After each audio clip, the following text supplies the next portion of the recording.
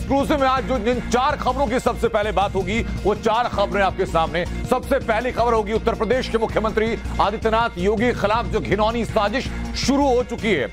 एक tool kit शुरू हो चुका है जो आदित्यनाथ योगी के फॉरेन इन्वेस्टमेंट के लिए जाने को लेकर के, दावोस जाने को लेकर के प्रोपेगेंडा फैलाने में जुट चुका है। प्रोपेगेंडा फैलाया जा रहा है। एक अलग टूल किट तैयार कर दी, एक वेबसाइट के जरिए एक फॉर्म भरवाया जा रहा है और विश्व के अलग अलग कोनों से लोगों से राय मांगी जा रही है। सीएम योगी के किस कदम से ये लोग बौखलाए हुए हैं ये आपको बताऊंगा। मैं आपको बताऊंगा कि इस वर्ल्ड इकोनॉमिक फोरम में कैसे कैसे सीएम योगी के विरोध में एक पूरा गैंग सक्रिय हो चुका है, उसकी पूरी टूल किट क्या है, और साथ ही साथ बताऊंगा मैं आपको कि उसमें कौन कौन सी और संस्थाएं शामिल हैं। लेकिन उससे पहले दिखाता हूं आपको आज की दूसरी बड़ी खबर। वो तस्वीर मैं आपको दिखाता हूं। वो दूसरी तस्वीर होगी बिहार को लेकर के। बिहार में गठबंधन तो है, लेकिन अब लोग कह रहे हैं कि गठबंधन है या फिर लठबंधन है, क्योंकि नीतीश कुमार और तेजस्वी यादव के बीच में जो खुली अदावत सामने आ गई और वो न सिर्फ राजनीतिक बयानबाजी तक सीमित है बल्कि ट्विटर पर एक अलग वॉर चल चुका है नीतीश कुमार को लेकर के और तेजस्वी यादव को लेकर के। जहां तेजस्वी यादव के एक समर्थक, एक नेता ने कहा कि बिहार में तेजस्वी यादव बेहतर काम करते हैं, तो वहीं जेडीयू ने इसकी कलई खोल कर रख दी। और इनफैक्ट लालू यादव के कार्यकाल से लेकर के जब तक नीतीश कुमार बिहार के सत्ते में आए मुख्यमंत्री के तौर पर, तब तक शिक्षा के तौर पर लालू यादव ने कितना कम काम किया और नीतीश कुमार ने कितना बेहतर यह दिखाने की कोशिश की है। इसके अलावा नीतीश कुमार की सत्ता क्या खिसकने वाली है, क्या नीतीश कुमार के खेमे में सेंधबाजी होने वाली है, बिहार की सत्ता का पूरा गणित आपके सामने खोल कर रखेंगे, दिखाएंगे आपको। उससे पहले देखिए आज की तीसरी तस्वीर। आज की तीसरी तस्वीर होगी उत्तर प्रदेश के अलीगढ़ से। अलीगढ़ से कई दफा तस्वीरें ऐसी आ चुकी हैं कि अलीगढ़ में सांप्रदायिक हिंसा हुई, दंगा हुआ। आज फिर अलीगढ़ में वैसी तस्वीरें सामने आई जहां पत्थरबाजी हुई, एक दूसरे के साथ मारपीट हुई और कहा यह जा रहा है कि सांप्रदायिक सौहार्द को बिगाड़ने की कोशिश थी। लेकिन सांप्रदायिक सौहार्द के बिगड़ने के पीछे क्या उस घटना का योगदान है जो एक आपको याद होगा कि एक प्रोपेगेंडा फैलाया गया था कि जय श्री राम के नारे लगवाकर एक व्यक्ति को पीटा गया, जीआरपी ने खंडन किया, लेकिन सपा सांसद शफीकुर रहमान बर्क ने एक बयान दे दिया। उस बयान के ठीक 24 से 36 घंटे के बाद अलीगढ़ में हिंसा हुई। क्या दोनों का आपस में कोई कनेक्शन है या नहीं है, यह आज आपको दिखाने में जा रहा हूं। आज की चौथी बड़ी खबर आपके सामने होगी, वो है तपस्वी राहुल का एक नया प्रण। अब इसमें कई एंगल है, वो एक एक एंगल आपके सामने करूंगा। जब राहुल गांधी को हेमंत बिस्वा शर्मा ने सलाह दी थी कि राहुल गांधी को जाना चाहिए नागपुर, तो राहुल गांधी ने कहा कि मैं सर कटा लूंगा लेकिन कभी नागपुर नहीं जाऊंगा। इसी बीच में एंट्री होती है वरुण गांधी को लेकर भी, और वरुण गांधी के बारे में राहुल गांधी, इसके पीछे की कहानी यह भी है कि राजनीतिक हलकों में बात चल रही है कि अगर वरुण गांधी क्या कांग्रेस ज्वाइन करने वाले थे, और अगर ऐसा था तो उसके पीछे क्या प्रियंका गांधी थी, और अगर ये भी ठीक है तो क्या फिर प्रियंका गांधी की उस कोशिश को राहुल गांधी ने नाकाम साबित कर दिया। ये एक एक तस्वीर आपके सामने होगी, लेकिन सबसे पहले आज की बड़ी खबर बताता हूं आपको, जहां मुख्यमंत्री आदित्यनाथ योगी के विकास मॉडल के पीछे एक टूल किट गैंग फिर सक्रिय हो चुका है। वो टूल किट की पूरी तस्वीर मैं आपको दिखाऊंगा, लेकिन उससे पहले आपको बता दूं कि दावोस में वर्ल्ड इकोनॉमिक फोरम की सालाना मीटिंग चल रही है। इस बैठक में भारत समेत 50 से ज्यादा देशों के प्रतिनिधि शामिल हो रहे हैं।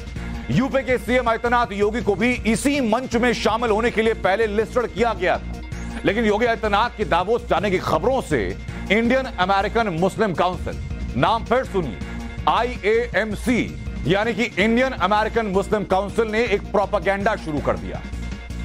हालांकि योगी आदित्यनाथ दावोस गए नहीं, लेकिन नफरती गैंग के योगी के खिलाफ टूल किट तैयार हो चुकी है और उस टूल किट को यथासंभव कोशिश करके फैलाया जा रहा है। सबसे पहले इस IAMC यानी इंडियन अमेरिकन मुस्लिम काउंसिल के ऑफिशियल और वेरीफाइड ट्विटर हैंडल से 16 जनवरी यानी कल किए गए इस ट्वीट को मैं आपको दिखाता हूं। वो ट्वीट सर देखिए, इधर आप जरा आइए आप, और वो ट्वीट जरा आप देखिए। ये ट्वीट है, ये ऑफिशियल ट्विटर हैंडल है इंडियन अमेरिकन मुस्लिम काउंसिल। अब इसमें ट्वीट क्या किया गया, सबसे पहले वो ट्वीट आपको पढ़ने की जरूरत है। ट्वीट किया गया, the World Economic Forum is legitimising Hindu militant monk Yogi Adityanath's crime against humanity. Adityanath, known for enabling violence against India's religious minorities, is attending the World Economic Forum at Davos from January 16 to 20th. और उसके नीचे एक Google का document, एक Google form भी launch कर दिया गया, अगर आप ये तस्वीरें देख पा रहे हैं। इस फॉर्म के अंदर क्या है आपको मैं ये भी बताऊंगा, लेकिन उससे पहले भाषा जरा दोबारा पढ़िए। उनके लिए इस्तेमाल किया गया हिंदू मिलिटेंट मॉन्क योगी आदित्यनाथ, और आरोप क्या लगाए गए कि Adityanath known for enabling violence against India's religious minority, यानी भारत के अंदर जो धार्मिक आधार पर माइनॉरिटी हैं, अल्पसंख्यक हैं, उनके खिलाफ काम करते हैं। यह प्रोपेगेंडा है। अब ये प्रोपेगेंडा क्यों है यह आपको बताता हूं मैं। ये आपने ट्वीट देख लिया, इसके लैंग्वेज को पढ़ लिया आपने। अब इस ट्वीट के साथ एक गूगल फॉर्म अटैच है और गूगल फॉर्म क्या कहता है ये बताता हूं मैं आपको। ये गूगल फॉर्म आपको बताता हूं मैं। ये गूगल फॉर्म जरा देखिए, आप इधर आइए। ये गूगल फॉर्म अटैच किया गया। अब इसकी हेडिंग क्या है?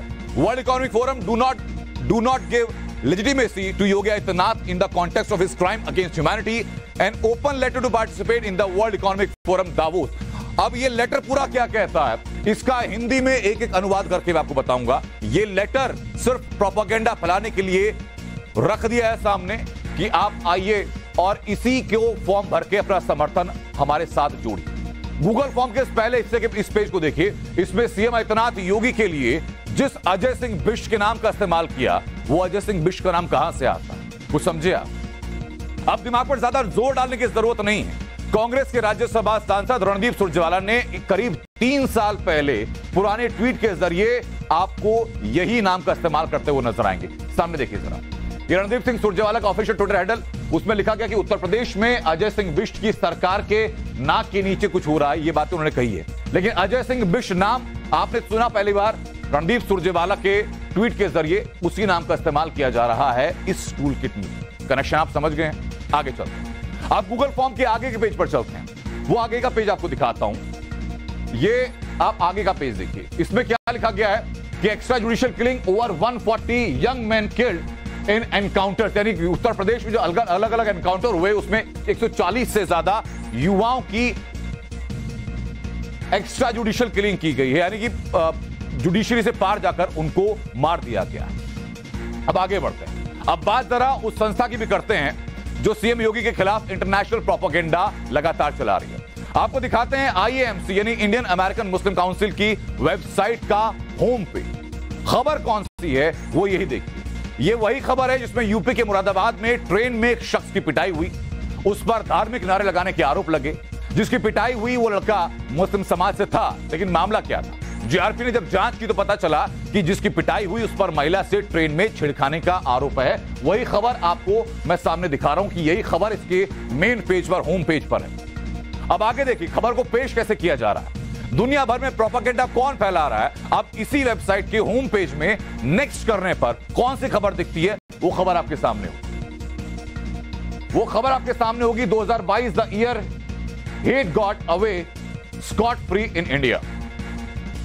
जेनोसाइड की न्यूज की खबर भी मैं आपको दिखाऊंगा जो कि इसी वेबसाइट के होम पेज पर आप जब पढ़ते जाएंगे तो आपको दिखाएगा। जेनोसाइड का पूरा सेक्शन बना दिया। यहां कौन कौन सी खबरें हैं ये आप होम पेज पर जाकर देखिएगा भी और आपको लगातार मैं दिखा भी रहा हूं। आईएमसी करती क्या है आखिरकार, तो उसका जवाब इसी की वेबसाइट पर मौजूद है। इस वेबसाइट के मुताबिक इस संस्था को अमेरिकी कानूनों के मुताबिक टैक्स में छूट हासिल है, यानी टैक्स पे नहीं करती है, टैक्स में छूट हासिल है अमेरिकी कानून के मुताबिक। सीएम के खिलाफ इस इंटरनेशनल प्रोपेगेंडा में को लेकर के देश का मुसलमान क्या सोचता है सबसे ज्यादा जानना जरूरी है, क्योंकि यह संस्था अपने आप को इंडियन अमेरिकन मुस्लिम काउंसिल के बाहर के जो लोग हैं वो प्रोपेगेंडा फैला रहे, लेकिन भारत का मुसलमान क्या सोच रहा है ये बताता हूं आपको। ऐसे में हमने यूपी में ही मुस्लिम समाज के ऐसे लोगों को बात की जिनका समुदाय में रसूख है, उनकी बातों को मुसलमान बड़ी संजीदगी से लेते हैं। अब सुनिए जरा। अपनी चीप पब्लिसिटी के लिए इस तरीके के बयान ऑर्गेनाइजेशन हो या लोग हों दे देते हैं ताकि उससे थोड़ा सा हम फेमस हो जाएं और हमारा ऑर्गेनाइजेशन फेमस हो जाए। हकीकत में ग्राउंड लेवल पर ऐसा नहीं है। वो एक प्रदेश के मुख्यमंत्री हैं और एक इतनी बड़ी राजनीतिक पार्टी के जो है वो प्रदेश के मुख्यमंत्री हैं, लिहाजा उस नाते पे वो कोई भी अलग स्टेट उनको बुलाया जा सकता है। तो आपने मुस्लिम समुदाय से जुड़े लोगों की बात सुनी, वो भी इस प्रोपेगेंडा को स्वीकार नहीं करते, इसे प्रोपेगेंडा से कम नहीं मानते। दरअसल योगी सरकार में ऐसे कई काम हुए जो पीएम मोदी के साथ सबका विकास के नारे को जमीन पर पहुंचाने में मददगार साबित होते हैं और इसी से परेशानी उन लोगों को। वो कौन कौन से काम है जरा आप एक बार संजीदगी से फटाफट देखिए जरा। अक्टूबर 2022 में अल्पसंख्यक समुदाय के 1300 से ज्यादा जोड़ों का सामूहिक विवाह कराया गया। सितंबर 2022 में मुस्लिम बहु इलाकों में विशेष रोजगार मेले का आयोजन किया गया ताकि वो मुख्य धारा से लगातार जुड़े जो पिछड़े हैं वो साथ। सितंबर 2022 में विकास के लिए मुस्लिम बहुल इलाकों की पहचान की गई और वहां पर खास तौर पर विकास की योजनाओं को अमली जामा पहनाया गया। वो योजनाएं वहां लागू की गई। नवंबर 2021 में 4.5 साल में अल्पसंख्यक समाज के 20 लाख से ज्यादा छात्रों को छात्रवृत्ति दी गई और वो कहते हैं कि मुस्लिम समाज के खिलाफ काम किया। सितंबर 2019 में ट्रिपल तलाक पीड़ितों को पुनर्वास तक करवाया गया। 6,000 रुपए की वार्षिक सहायता का ऐलान किया गया, वो भी योगी सरकार की तरफ से, और सरकार की तरफ से मुफ्त कानूनी सलाह देने का ऐलान किया गया जो कि ट्रिपल तलाक की पीड़िता थी उनको। दिसंबर 2017 में अल्पसंख्यक समुदाय की गरीब लड़कियों की शादी के लिए आर्थिक सहायता की घोषणा की गई योगी सरकार के द्वारा। हालांकि विपक्ष इस पर सियासत करने से बाज नहीं आ रहा है। आपको अब सुनाते हैं कि पूरे मामले पर समाजवादी पार्टी क्या कह रही है और बीजेपी ने कैसे उसका जवाब। योगी जी की इमेज सिर्फ देश में नहीं, देश के बाहर भी जो बिगड़ती जा रही है, इस पे बहुत ध्यान देने की जरूरत है, क्योंकि इन्वेस्टमेंट तो हमको चाहिए। किसी भी देश को तरक्की करने के लिए इन्वेस्टमेंट बहुत जरूरी है, लेकिन अगर इस तरह की छवि सिर्फ देश में नहीं, देश के बाहर भी अगर उत्तर प्रदेश की बनती रही तो इन्वेस्टमेंट आना बहुत मुश्किल हो जाएगा। ऐसे लोग उत्तर प्रदेश आकर के देखें कि कैसे प्रधानमंत्री जी के सबका साथ, सबका विकास, सबका विश्वास और सबके प्रयास के मूल मंत्र पर आज विकास की योजनाओं में सबको शामिल किया जा रहा है। आज कानून व्यवस्था सुदृढ़ होने का सबसे ज्यादा लाभ अक़लियत को मिल रहा है। आज विकास की योजनाओं का सर्वाधिक लाभ आज मुसलमानों को मिल रहा है। ऐसे में ये फेक नैरेटिव जमीन पर असर नहीं करते। एक ही मकसद था कि कैसे गुजरात की विकास यात्रा को डिरेल किया जाए, और अब जाकर क्या हो रहा है? अब यह हो रहा है कि यूपी के सीएम आदित्यनाथ योगी जब राज्य को नंबर 1 बनाने का संकल्प ले चुके हैं, $1 ट्रिलियन की इकोनॉमी का संकल्प ले चुके हैं, अगले महीने इंटरनेशनल इन्वेस्टर समिट का आयोजन कर रहे हैं, तो फिर कैसे उनके इस काम में बाधाएं पहुंचाई जाए, ये सोचा गया। और उसके लिए IAMC जैसी संस्था अपने टूल किट को एक्टिव कर चुकी है, जिसका नतीजा आज देखने के लिए मिला। बहरहाल खबरों में आगे बढ़ते हैं, बात करते हैं आज की अगली बड़ी खबर की। खबर भी उत्तर प्रदेश से जुड़ी है। बात अलीगढ़ के उस दंगा सेंटर की जो बार बार शहर में आग लगाने का जरिया बन जाता है। आपको याद होगा अलीगढ़ में जब दंगा हुआ या फिर उपद्रव हुआ, बार बार एक ही जगह का नाम आता है, वो है शहर सराय सुल्तानी मोहल्ला। ये मोहल्ला सासनी गेट थाना क्षेत्र में आता है और इस बार भी सराय सुल्तानी मोहल्ले से ही उपद्रव की चिंगारी भड़की थी। झगड़े की शुरुआत हुई चिकन की दुकान से और देखते ही देखते अलीगढ़ के कई मोहल्ले इसकी चपेट में आ गए। आप जरा तस्वीरें अब देखिए। आप देखें कि पुलिस यहां पर मौजूद है। उससे पहले ये वो दुकान जहां पर की इस झगड़े की शुरुआत हुई और यहां पर झगड़े की शुरुआत के बाद पूरे शहर में मानो आग लग गई हो। ये आगजनी की तस्वीरें आप देख रहे हैं अलीगढ़ में शहर सराय के उस मोहल्ले में जहां आगजनी की तस्वीरें की गई। ये पत्थरबाजी की गई, गाड़ियों के शीशे तक तोड़ दी गए। अब मैं आपको तस्वीर दिखाता हूं जब पुलिस वहां पर पहुंची तो कैसे जो उपद्रवी थे उनके साथ झगड़ा कर रहे थे। ये जो कुछ लोग जो उस दंगे में घायल हुए, ये पुलिस की गाड़ी वहां पहुंची और इस दौरान की तस्वीरें जब उपद्रवियों को काबू में करने के लिए पुलिस वहां पहुंची तो पुलिस के साथ भी वो लोग भिड़ते हुए नजर आए। पुलिस को भी दरकिनार करने की कोशिश की गई। ये हालात है। अब इसके पीछे की कहानी क्या है अब आपको बताता हूं। दंगा का एक्टिव हुआ और पत्थरों लाठी डंडों के साथ सड़क पर आ गया। खास समुदाय के गुंडों में चिकन की दुकान पर खड़े युवकों पर जानलेवा हमला किया।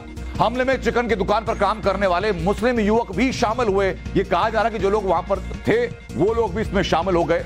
और वही जो रॉड कबाब सेकने के लिए इस्तेमाल किया जाता है, अभी तक की रिपोर्ट के मुताबिक जानकारी सामने कि उसी रॉड से हमला बोल दिया गया। वहां जो कुछ और दुकानें थी उन पर पथराव शुरू कर दिया गया।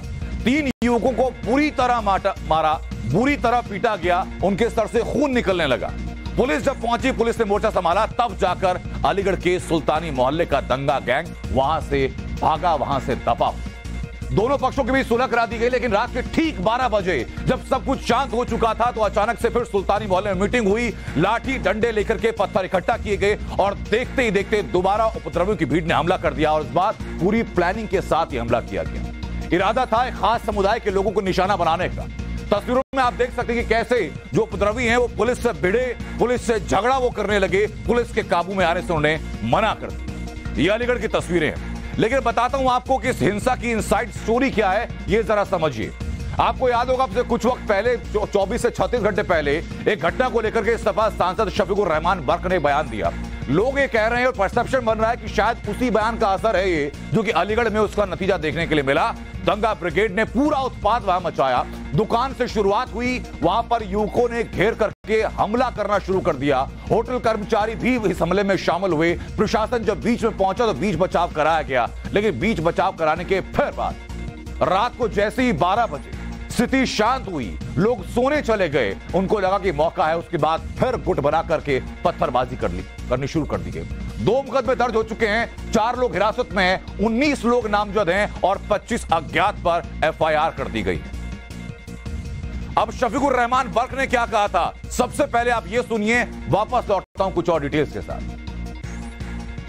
लेकिन एक संवेदनशील बात है, पथराव थोड़ा सा हुआ है, हल्का पथराव हुआ है, इसमें 2 बच्चों को पत्थर लगे हैं। ये आपस में दुकानदार और ग्राहक के बीच में कहासुनी का विषय है, लेकिन दुकानदार जो हैं वो एक समुदाय से हैं, ग्राहक दूसरे समुदाय से हैं। पिकेट हम लोगों की लगी हुई थी, कोई भी नुकसान किसी मंदिर या किसी भी स्थल को नहीं हुआ है। गलियों में भी जो पत्थर की बात है, जो इनिशियल पथराव जो हुआ था उसके बाद वहां पे कोई इस तरह की बात नहीं आई, उसको पूरा कंट्रोल कर लिया गया था। ये पुराना शहर है, यहाँ पर स्टैंडर्ड ड्रिल्स हैं किसी भी तरह के लॉ एंड ऑर्डर कंट्रोल करने के लिए, और पूरी सूझबूझ के साथ समय से वहां पर पहुंचते हुए पुलिस और प्रशासन के अधिकारियों ने जैसा कि अभी आपने सुनाया, ट्रेन में एक आदमी को चूंकि दाढ़ी थी उसके और उसको बेइंतहा मारता, वो फोटोग्राफी भी हैगी उसकी। ये सारी मुस्लिम कौम को चैलेंज है। अब क्या मुसलमान कौम के अंदर इतनी भी वो नहीं रही है कि वो अपनी उसका बदला ले सके। हम तो समाजवादी पार्टी के सांसद शफीकुर रहमान बर्क का बयान आपने सुन लिया। बर्क साहब की तस्वीरें भी लगातार मैं आपको दिखा रहा हूं, जो कि जिम्मेदार सांसद होने की जिनको ड्यूटी करनी चाहिए थी, वो कैसे बयान दे रहे हैं। आपको समझने की जरूरत है कि नेता जब कुछ बोले तो उसका असर जमीन पर कितना होना चाहिए या नहीं होना चाहिए। कम से कम जैसा अलीगढ़ में बताया जा रहा है कि बयान के बाद अलीगढ़ में जो दंगा हुआ वैसा नहीं होना चाहिए।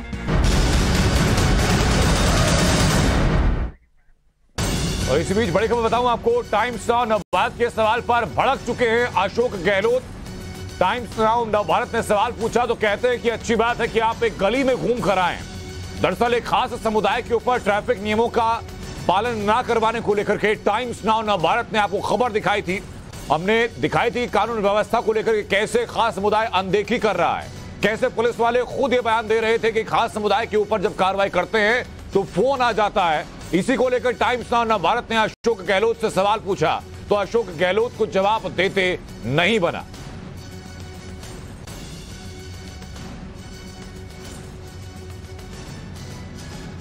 एक्सक्लूसिव में खबरों में आगे बढ़ते हैं और बात होगी अब बिहार की। बिहार से खबर क्या बताता हूं आपको। बिहार जहां सत्ताधारी पार्टी आरजेडी और जेडीयू के नेताओं के बीच आज ट्विटर वॉर ने देश का ध्यान अपनी तरफ खींच लिया है। सवाल ये उठ रहे हैं कि बिहार में रामायण की चौपाइयों पर सियासत ने क्या महागठबंधन सरकार में महाभारत को हवा दे दी?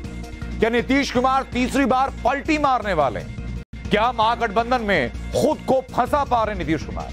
क्या बिहार में फिर कोई खेल होने वाला है? ये तमाम सवाल हैं जो बिहार में आज उठ रहे हैं और ये सवाल अचानक इसलिए उठ रहे हैं क्योंकि महागठबंधन सरकार में आज अचानक शुरू हुआ ट्विटर वॉर सबको चौंका रहा है। शुरुआत हुई बिहार के शिक्षा मंत्री चंद्रशेखर के ट्वीट से, जो आरजेडी कोटे से नीतीश सरकार में मंत्री बने।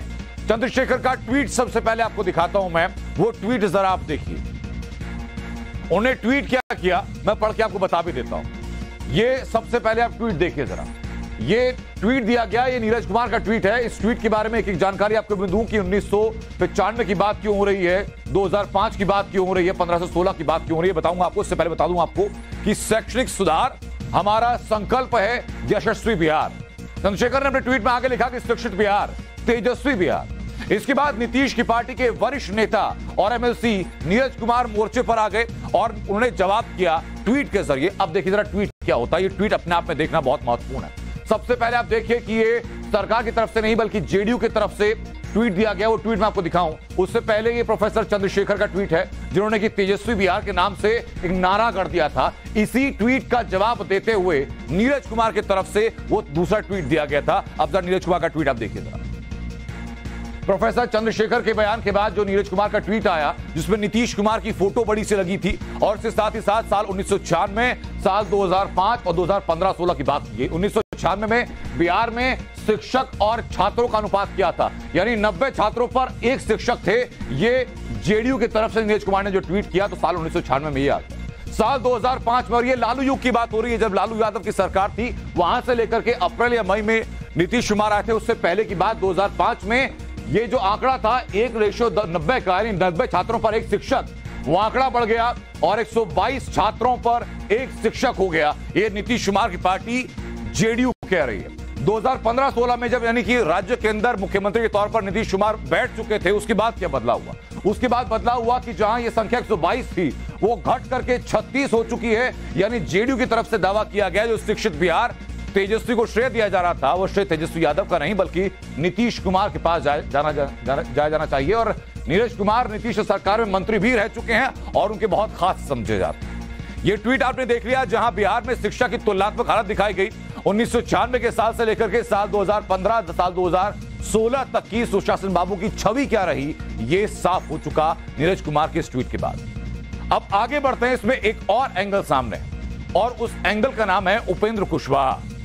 अपनी पार्टी का जेडीयू में विलय करने वाले उपेंद्र कुशवाहा भी नीतीश कुमार से फिलहाल नाराजगी का इशारा कर चुके हैं। वो कैसे कर चुके बताता हूं आपको। आरजेडी जेडीयू में ट्विटर वॉर में आरजेडी के प्रदेश अध्यक्ष जगदानंद सिंह के बाद से गरमाया मामला, जिसमें उन्होंने हिंदुओं के धार्मिक ग्रंथ रामचरितमानस को पिछड़ा विरोधी बताया था। बीजेपी ने इस पर सीएम नीतीश कुमार से अपना स्टैंड साफ करने के लिए कहा। नीतीश कुमार ने बयान से पल्ला झाड़ा तो आरजेडी नेता शिवानंद तिवारी ने उनके बयान को सही ठहराया और इस पर विवाद पर तेजस्वी यादव और नीतीश कुमार दोनों बोले, लेकिन खिंचाव इस बीच में साफ दिख चुका था। सब कुछ जो है एक बीजेपी का सोचा समझा साजिश है। तो बीजेपी को 2024 का जो है वो डर है और आप लोग जान रहे हैं कि बिहार की जनता माननीय लालू जी के साथ है और नीतीश जी के साथ है। और कुछ लोग जो बयानवीर जो नेता जो चर्चित आजकल हो रखे हैं उसके साथ जनता थोड़ी ना है। सर, आप यात्रा पर हैं लेकिन बिहार की सियासत में इन दिनों रामचरितमानस को लेकर काफी विवाद हो रहा है। जो शिक्षा विवाद हो रहा है? सर, आपने कहा था कि शिक्षा मंत्री से पूछेंगे कि उन्होंने ऐसा क्यों कहा है। इन सब चीजों पर कोई विवाद नहीं करना चाहिए। तो आरजेडी के मंत्री और विधायक नीतीश कुमार को पिछले कुछ वक्त से लगातार निशाना बना रहे हैं, जिसमें आरजेडी की अनदेखी पर नीतीश कुमार लगातार बैकफुट पर दिखाई पड़ रहे हैं। आरजेडी के मंत्री नेता हमलावर हैं। इसी बीच सुधाकर सिंह और विजय मंडल विवाद भी बढ़ चुका है। वो विवाद क्या है आपको सिलसिलेवार तरीके से ये बताता हूं आपको कि लालू राज और नीतीश राज को कैसे आपस में कंपेयर किया जा रहा है। एक एक करके झगड़े बढ़ते जा रहे हैं, उसका प्रतिबिंब आपको साइड में चल रहे ग्राफिक दिखा रहे हैं। बिहार में तेज होते ट्विटर वॉर के बीच सवाल यह बैठ रहा है कि क्या महागठबंधन सरकार खतरे में है। सवाल यह उठ रहा है कि क्या नीतीश फिर पाला बदलने वाले हैं, कुछ समीकरणों को साधने वाले हैं। आपको बता दें कि पिछले 15 साल से नीतीश कुमार 7 बार पाला बदल चुके हैं। उनका ट्रैक रिकॉर्ड क्या कहता है, जरा संक्षेप में सुन लीजिए आप। 1994 में लालू यादव से अलग होकर के नीतीश कुमार ने पार्टी बनाई। 1996 से 2013 तक वो बीजेपी के साथ रहे। 2013 में मोदी के नाम पर बीजेपी से अलग हुए। 2014 में 20 साल बाद फिर लालू यादव के साथ आ गए। 2015 में आरजेडी के साथ मिलकर सरकार बनाई। 2017 में आरजेडी को छोड़ करके फिर से बीजेपी के साथ आ गए। 2019-2020 में बीजेपी के साथ चुनाव लड़े और उसके बाद 9 अगस्त 2020 को एनडीए से फिर अलग हुए। एनडीए से अलग हुए और वापस आरजेडी के साथ मिलकर के उन्होंने सरकार बना ली। कौन कैसी शिक्षा ग्रहण करता है यह तो शिक्षा मंत्री चंद्रशेखर के बयान से पता ही चल गया होगा। आरजेडी की बुद्धि और मति मारी गई है। धर्मनिरपेक्षता की राजनीति में मुस्लिम तुष्टीकरण के तहत वोट बैंक लेने के लिए ये लोग कितना गिर सकते हैं, यह इस बात से परिलक्षित होता है। सुशील कुमार मोदी जी जो आज बोल रहे हैं तो उनको यह भी ट्वीट करनी चाहिए कि देश के सम्मान और देश के सब लोगों की आत्मा जहां निहित है सनातन धर्मावलंबियों का भगवान राम के बारे में, विष्णु के बारे में, माता जानकी के बारे में, गणेश जी के बारे में नरेश अग्रवाल ने भिस्की से तुलना विष्णु की थी और शराब रम से तुलना राम की थी। डार्लिंग जैसे शब्दों का इस्तेमाल माता जानकी के संदर्भ में किया था। भद्र टिप्पणी गणपति जी के संदर्भ में किया था। तो क्या भारतीय जनता पार्टी ने आज तक कोई कार्रवाई किया? हाय तौबा देश में मचाया। भगवान राम उन्माद के रास्ते अख्तियार नहीं कर सकते। भगवान राम सर्वज्ञ हैं, सर्वत्र हैं, रोम रोम में हैं। तो जिसके हवाला ट्वीट कर रहे हैं, जरा एक बार नरेश अग्रवाल पर ट्वीट कर दो। तो बिहार के अंदर राजनीतिक इक्वेशन जो है वो गड़बड़ाई हुई है। कैसे संभलेगी नीतीश कुमार को सोचना होगा। फिलहाल अब खबरों में आगे बढ़ते हैं, बताते हैं आपको कि भारत जोड़ो यात्रा में नफरत के बाजार में मोहब्बत की दुकान वाला बयान देकर राहुल गांधी ने खूब सुर्खियां बटोरी थी। इसी के बाद अटकलें लगने लगी थी कि बीजेपी में हाशिए पर पड़े राहुल में वरुण गांधी की जो एंट्री है वो कांग्रेस में हो सकती है। लेकिन राहुल ने आज खुलकर कह दिया कि कांग्रेस में राहुल गांधी में वरुण की एंट्री अब नहीं हो सकती है। सुनिए जरा आप राहुल गांधी का बयान। मैं आरएसएस के ऑफिस में कभी नहीं जा सकता। अब मेरा आपको गला काटना पड़ेगा पहले, मैं नहीं जा सकता। वरुण है, उन्होंने एक समय, शायद आज भी, उस विचारधारा को अपनाया और उस विचारधारा को अपना बनाया, तो मैं उस बात को एक्सेप्ट नहीं कर सकता। उस विचारधारा को मैं एक्सेप्ट नहीं कर सकता, कर नहीं सकता, इम्पॉसिबल मेरे लिए। तो राहुल गांधी ने जिस तरह वरुण गांधी की पार्टी में एंट्री को उस तरह से खारिज कर दिया, उससे सवाल कुछ उठते हैं। वो सवाल ये भी कि क्या अब परिवार के अंदर जो गांठ जुड़ने की बात हम कर रहे थे वो नहीं जुड़ने वाली। सवाल ये भी क्योंकि उस वक्त में सियासी गलियारों में खबरें तेज थी कि कांग्रेस में वरुण की एंट्री करवाने की जुगत में खुद प्रियंका गांधी दिलचस्पी ले रही थी। हालांकि ऑफिशियली कुछ कहा नहीं गया, लेकिन खबरें थी कि प्रियंका गांधी का हाथ था वरुण गांधी के साथ। उधर पीलीभीत में वरुण गांधी ने जिस अंदाज में समाजवादी पार्टी के मुखिया अखिलेश यादव की तारीफ की, राहुल के इस बयान के बाद ये अटकलें लगने लगी कि कांग्रेस में एंट्री नहीं मिली तो क्या अब वरुण गांधी साइकिल की सवारी का मन बना चुके हैं। समाजवादी टोपी पहनने का इरादा वरुण गांधी कर रहे हैं। ये तमाम वो चीजें हैं जो सवाल उठा रहे हैं। समय मुख्यमंत्री अखिलेश यादव शायद थे, मैंने उनको एक चिट्ठी लिखी थी। मैंने कहा मान्यवर, इसमें कोई राजनीति नहीं है, लेकिन अगर प्रशासन के माध्यम से मुझे जानकारी मिल जाए कि कितने लोग पूरे उत्तर प्रदेश में जिले जिले में इस मानक के अंतर्गत आए हैं, उन्होंने बड़ा